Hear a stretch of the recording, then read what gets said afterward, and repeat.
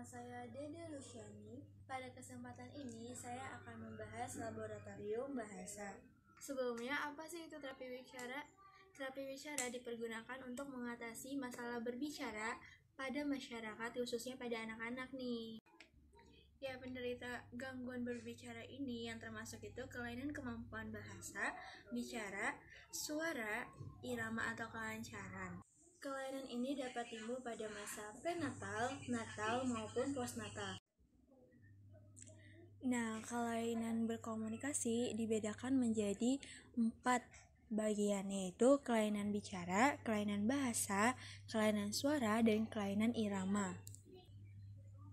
Saya akan membahas kelainan bahasa, di mana kelainan bahasa merupakan salah satu jenis kelainan berkomunikasi di mana penderita mengalami kesulitan atau kehilangan kemampuan dalam proses simbolisasi bahasa.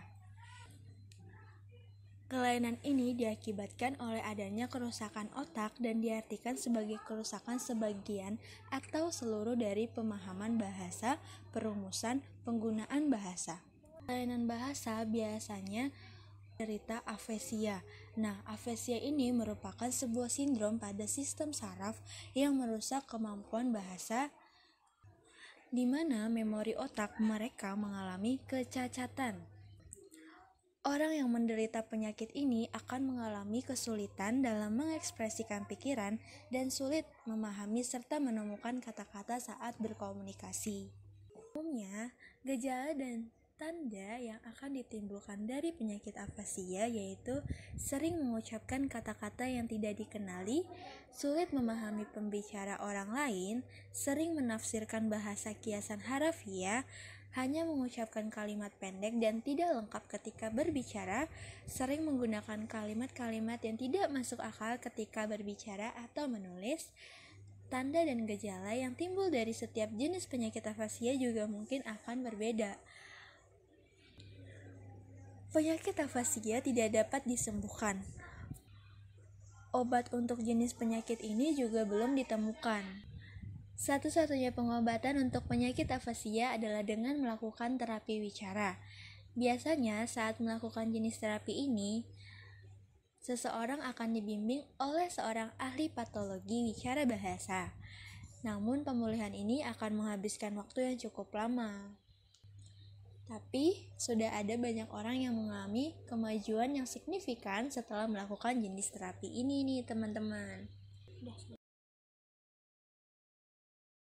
Assalamualaikum warahmatullahi wabarakatuh. Saya Firdaudy Astuti. Di sini akan membahas tentang standar laboratorium dari jenis laboratorium dan peralatannya. Pada bagian ini saya akan sedikit memaparkan terkait dengan laboratorium bicara. Nah, pada laboratorium ini khusus untuk menangani atau melaksanakan asesmen yang berkaitan dengan gangguan bicara. Yang pertama yaitu pemilihan dan penentuan format pengumpulan data, penggunaan alat penunjang berupa format pemeriksaan alat bicara yang berfungsi untuk menentukan kelainan organ dan fungsi alat bicara. Yang kedua, pelaksanaan pemeriksaan yang berhubungan dengan gangguan bicara dengan melakukan wawancara dan observasi standar untuk menentukan penyebab dan riwayat kasus. Dan yang ketiga, menentukan diagnosa penyebab dan sindrom gangguan bicara dengan alat berupa format tes artikulasi standar untuk menentukan gangguan artikulasi. Kemudian bagian kedua yaitu adalah memahami dan melaksanakan prinsip-prinsip, prosedur, dan teknik terapi untuk gangguan bicara. Nomor 1, pemilihan dan penyusunan tujuan dan program-program terapi jangka panjang, jangka pendek, dan program harian menggunakan alat berupa format tes lateralisasi standar untuk mengetahui hemisfer dominasi. Kedua, pelaksanaan tujuan dan program-program terapi berkaitan dengan gangguan bicara dengan menggunakan alat bernama speech trainer. Spesifikasinya terdiri dari mic, audio, processor sound, headphone yang bertujuan untuk memberikan umpan balik berupa kejelasan suara. Nah, pada bagian ketiga yaitu melakukan prosedur evaluasi dan tindak lanjut untuk gangguan bicara. 1, yaitu melakukan tes akhir sebagai evaluasi menggunakan alat bernama hearing aid, alat bantu yang sesuai dengan derajat pendengaran, bertujuan membantu mengoptimalkan sisa pendengaran. Kemudian 2. Penyusunan hasil evaluasi berdasarkan kriteria keberhasilan sebagai acuan tindak lanjut penanganan bidang wicara menggunakan alat bantu. A. Alat stimulasi bentuk alat berupa berbagai macam puzzle yang terbuat dari kayu dan gabus berguna untuk menstimulasi kemampuan ujaran. Yang B. Alat stimulasi warna. C. Alat stimulasi ukuran. D. Alat pengembangan motorik. E. Alat pengembangan fisiomotor.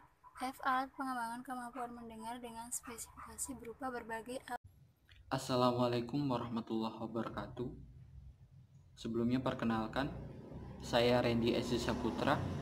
Pada kesempatan kali ini akan sedikit membahas mengenai laboratorium suara. Seperti yang kita tahu, bidang garap pelayanan terapi wicara ada 3, meliputi dari bahasa, kemudian suara, dan menelan.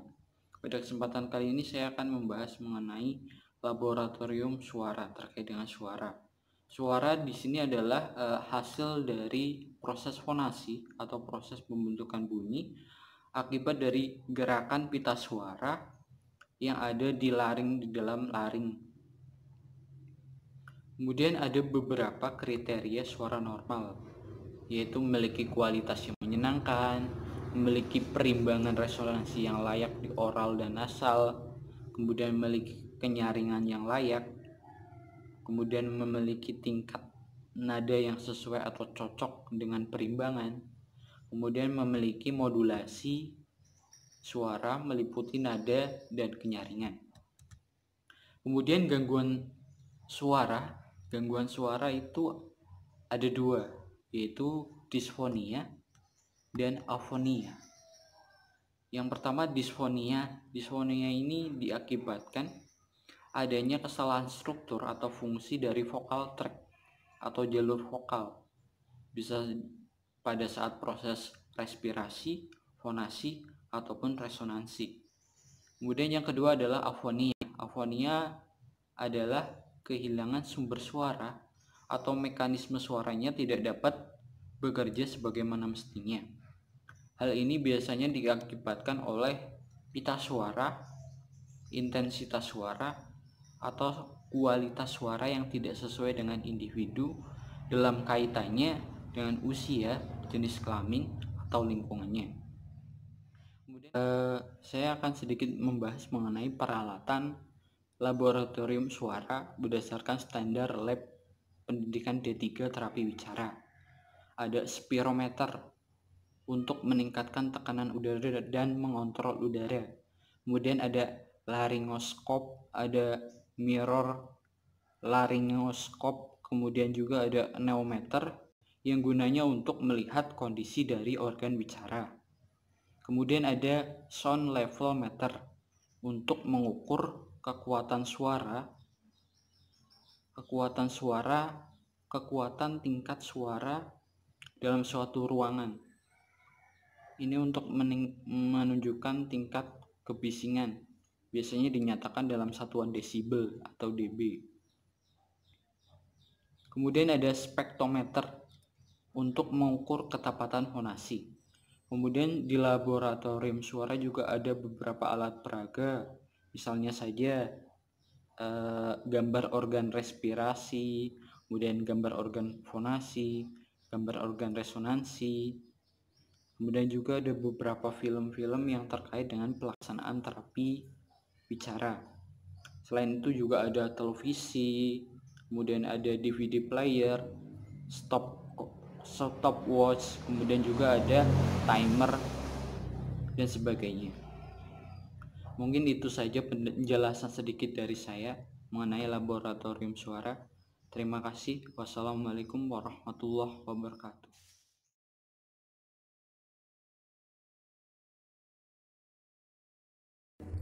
Ya, saya akan melanjutkan pembahasan tentang irama kelancaran. Nah, apa sih yang disebut dengan irama kelancaran? Irama kelancaran merupakan salah satu aspek bicara yang merujuk pada keluasan urutan kecepatan seseorang dalam berbicara. Jadi, tidak semua orang itu dapat berbicara dengan lancar, baik seperti itu. Ada beberapa gangguan yang terjadi pada irama kelancaran. Nah, yang pertama adalah cluttering, yang kedua adalah latah, yang ketiga adalah stuttering. Nah, kita akan membahas yang pertama adalah cluttering. Apa sih yang disebut cluttering itu?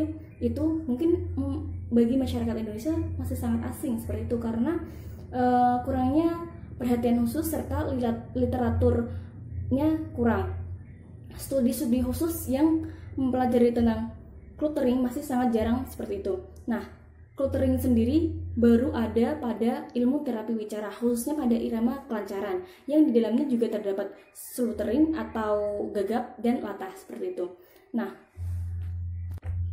pada cluttering sendiri merupakan penurunan kejelasan serta kelancaran berbicara disertai dengan bicara cepat dan tidak teratur. Jadi seseorang yang melalui cluttering ini dia berbicara dengan cepat namun tidak teratur. Ada dua karakteristik tentang cluttering. Yang pertama adalah penghapusan suku kata, yang kedua adalah penghapusan akhir kata. Nah, kita akan membahas yang pertama, penghapusan suku kata.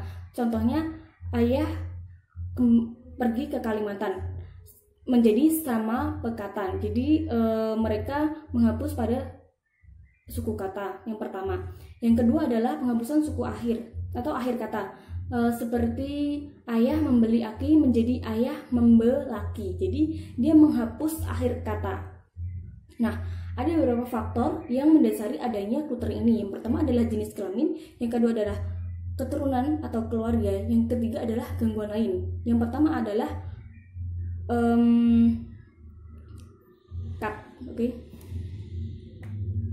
Yang pertama adalah jenis kelamin anak. Nah, jenis kelamin anak ini sangat memengaruhi adanya cluttering. Nah, umumnya cluttering ini terjadi pada anak laki-laki. Presentasinya adalah 3:1 sampai 6:1 pada anak perempuan. Jadi lebih tinggi anak laki-laki seperti itu. Yang kedua adalah keluarga. Nah, keluarga ini sangat menentukan sekali penyebab adanya cluttering ini. Yang ketiga adalah gangguan lain. Nah, gangguan lain ini seperti gangguan belajar, ASD, seperti itu, dan sindrom-sindrom lain. Kita akan bahas yang kedua adalah latah. Nah, di Indonesia latah ini menjadi hal wajar yang banyak orang ikuti, mungkin malah menjadi tren-tren seperti itu. Padahal latah itu bukan bahan lelucon seperti itu. Para peneliti meneliti bahwa latah lebih sering terjadi pada masyarakat Melayu seperti Malaysia dan Indonesia. Ada beberapa jenis latah. Yang pertama adalah laboratorium disfagia menyediakan fasilitas pendidikan dan klinis yang dibutuhkan oleh siswa, yang mana dilengkapi dengan peralatan-peralatan yang canggih untuk mengevaluasi menelan dan menganalisis aspek-aspek temporal dan biomekanik dari menelan.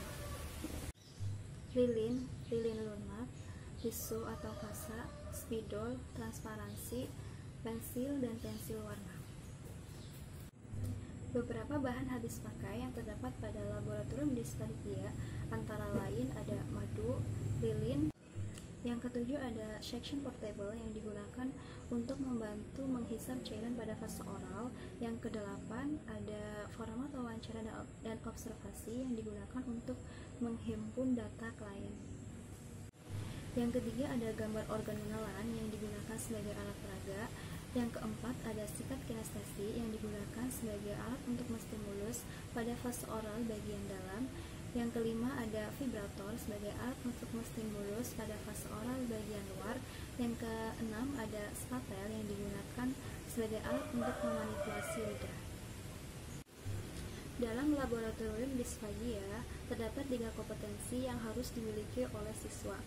Yang pertama, mampu melaksanakan asesmen gangguan disfagia. Yang kedua, mampu memahami dan melaksanakan prosedur dan teknik terapi gangguan disfagia. Dan yang ketiga, mampu melaksanakan prosedur evaluasi dan tindak lanjut untuk gangguan disfagia.